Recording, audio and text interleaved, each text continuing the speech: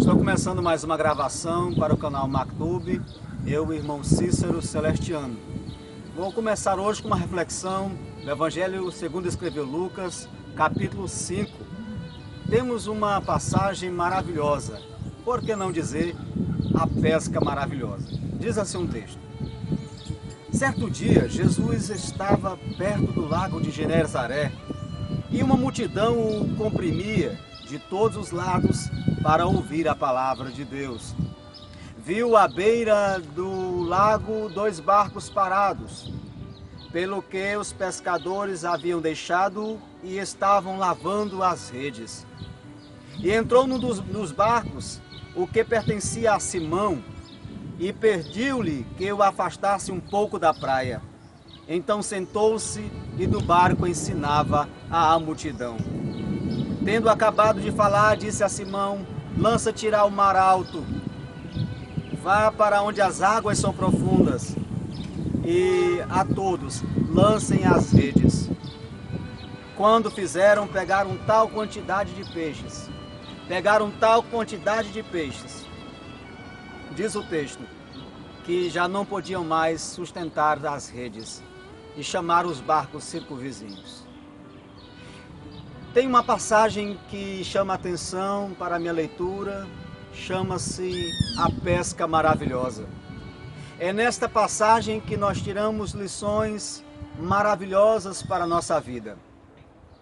A primeira delas está ainda no versículo 1 do capítulo 5. Certo dia estava Jesus perto do lago de Genezaré e uma multidão o comprimia, diz esse texto, nesta versão NVI, nova versão internacional. E o que é comprimir? Comprimir é um volume de uma coisa sob pressão. Comprimir é apertar. Comprimir é restringir. Comprimir é limitar. O texto bíblico está dizendo que a multidão oprimia. A multidão restringia e limitava o campo de atuação de Cristo. Uma das características da multidão é exatamente esta. Ela está procurando a Cristo para ouvir a palavra, mas uma das suas principais características é apertar a Cristo. É restringir o seu campo de atuação. Ela quer que sua vontade imperiosa esteja presente e Jesus Cristo é minimizado perante a sua atuação. Em outro texto, ainda da mesma passagem bíblica, em outra versão, na versão revista e corrigida Almeida, disse: e apertando a multidão. O que dá a entender que o ato de apertar que a multidão praticava era progressivo. A multidão continuamente estava apertando a Cristo e cada vez mais diminuindo o espaço para que ele pudesse atuar. Quantas pessoas pertencem à multidão? Quantas pessoas pertencem a esse público de gente que, ao invés de deixar a liberdade para que Cristo atue na sua vida, está apertando a Cristo, está limitando a sua atuação, está limitando a sua vontade soberana de pregar e de falar do Evangelho. É uma característica da multidão. A multidão, ela aperta Jesus. A multidão não está procurando Jesus pelo que ele é. A multidão está procurando a Cristo pelo que ele pode proporcionar. Então, se ele proporciona, ele é Deus. Se ele não proporciona, deixa de ser Deus. Nós devemos ter cuidado com isso. A multidão tem essa característica de buscar a Deus pelas coisas que ele proporciona. Mas lembro-me muito bem de Misael, Ananias e Azarias frente à fornalha de fogo ardente, quando foram ameaçados de serem jogados lá, caso eles não tivessem a atitude de adorar outros deuses. E eles bem disseram: Deus poderá nos livrar desta fornalha, mas ainda que Deus não nos livre, nós não nos prostraremos diante da sua imagem, ó rei Nabucodonosor. O que eu aprendo com isso é que esses jovens não estavam procurando a Cristo ou procurando a Deus pelo que ele podia proporcionar, mas pelo aquilo que ele era. Veja, eles estavam diante de um perigo iminente de morrerem na fornalha de fogo ardente. Mas mesmo assim eles não se limitaram, eles não se amedrontaram e disseram: Deus pode nos livrar. Mas se ele não operar milagres, continuaremos servindo. Uma diferença entre os verdadeiros adoradores e a multidão é porque os verdadeiros adoradores não precisam apertar a Cristo. Os verdadeiros adoradores não precisam comprimir o espaço de atuação de Cristo. Eles deixam Cristo ter liberdade para atuar de maneira milagrosa e maravilhosa. Nós ainda temos outras verdades para falar acerca desse texto. No versículo 2 diz: e viu à beira do lago 2 barcos, que foram deixados por pescadores que neste exato momento estavam a lavar as redes.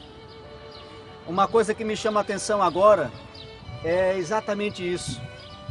Os pescadores haviam deixado o barco depois de uma noite inteira pescando, depois de uma noite inteira tentando achar um peixe, e não conseguiram alcançar êxito na sua projeção, no seu projeto. Eu fico imaginando como bons pescadores que eram esses homens, planejando o dia certo para pescar, as redes certas para pescar, o momento exato. Mas o que percebemos aqui nesse texto e nessa passagem é que por mais estratégias que eles tenham feito, que eles tenham preparado para pescar, passaram um bom tempo fazendo tudo isso e não obtiveram êxito no seu empreendimento. Pelo que o lavar as redes representa justamente isso, desistir do projeto que eles iniciaram. Eles haviam iniciado um projeto, mas por não conseguir, pensando eles que haviam feito da maneira correta, do jeito certo, porque tinham uma experiência e não conseguiram êxito, eles agora desanimados estavam lavando as redes. E o que é lavar as redes? Desistir dos projetos. Quem sabe você tem lançado projetos, tem até tido a audácia de dizer: eu tenho experiência, eu conheço, eu sei, e tem feito da sua forma, do seu jeito, e os teus projetos não têm dado certo. Os homens aqui passaram a noite inteira pescando, mas não achando nada, agora estavam a lavar as redes. Sabe, eles estavam desistindo do projeto. Eles estavam desistindo daquilo que eles haviam acreditado que um dia iria dar certo. Lavavam as redes. Você talvez seja essa pessoa que está lavando as redes por já não mais querer estar alçando tentativas para conseguir o teu projeto, para conseguir aquilo que você estava projetando.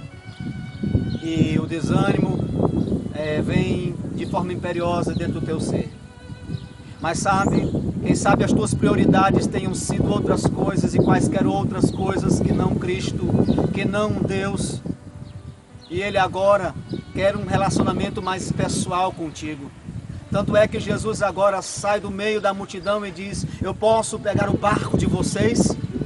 Jesus está querendo o teu barco.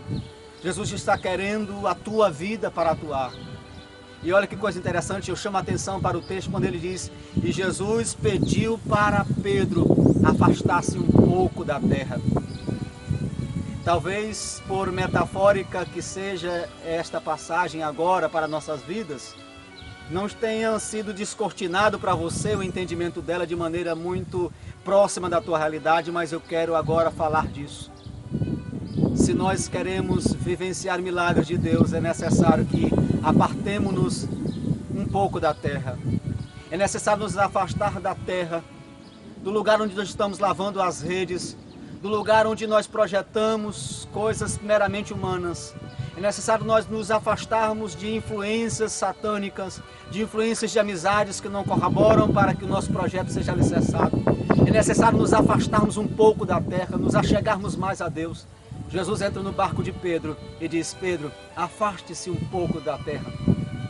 E outra coisa interessante, após afastar-se um pouco da terra, com o segundo conselho, Jesus agora quer que a vontade dele seja efetuada. Antes mesmo que fossem lançadas as redes, Jesus disse: eu quero pregar dentro deste barco. E o mais interessante é que Jesus não ordenou, Jesus pediu: afaste-se, Pedro, da terra. O afastamento da terra, o afastamento das coisas humanas, não é algo imperativo de Deus, é algo sugestivo. E nós, com livre-arbítrio, temos a oportunidade de nos afastar da terra, de nos aproximar do propósito de Deus. E qual é o propósito de Deus?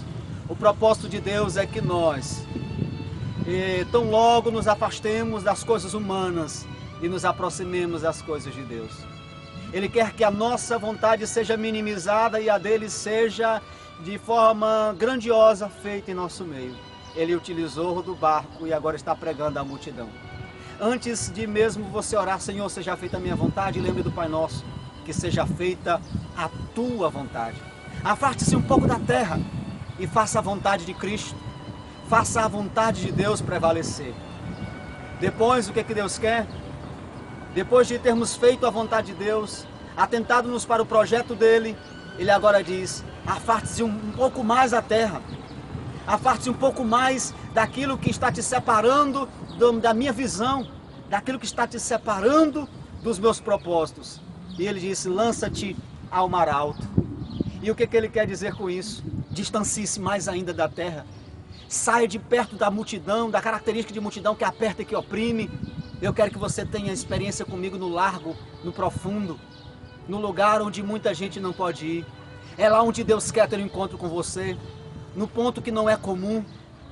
Sabe, muita gente não vivencia o milagre de Deus porque não é capaz de sair do lugar comum e vivenciar o profundo e o escondido com o Senhor em um distanciamento mais próprio que a gente pode ter da terra. Vamos nos distanciar mais ainda da terra, porque quanto mais nos distanciarmos mais da terra e nos aproximarmos do projeto de Deus, viveremos e vivenciaremos milagres grandiosos como fora este. E quando nós atentarmos para a fala de Cristo, olha que coisa interessante. O texto nos relata que, ouvindo, Pedro disse: Senhor, pescamos a noite inteira, mas conforme a tua palavra, e fazendo assim, lançaram as redes. Eu chamo a atenção agora para o ir fazendo assim. E o que é ir fazendo assim?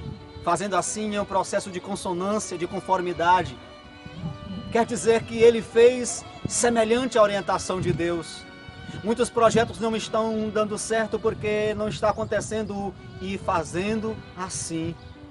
As pessoas não estão obedecendo conforme a orientação de Deus. Em algum momento estão desviando do propósito dele. E ele está dizendo: faça assim. E o que é fazer assim?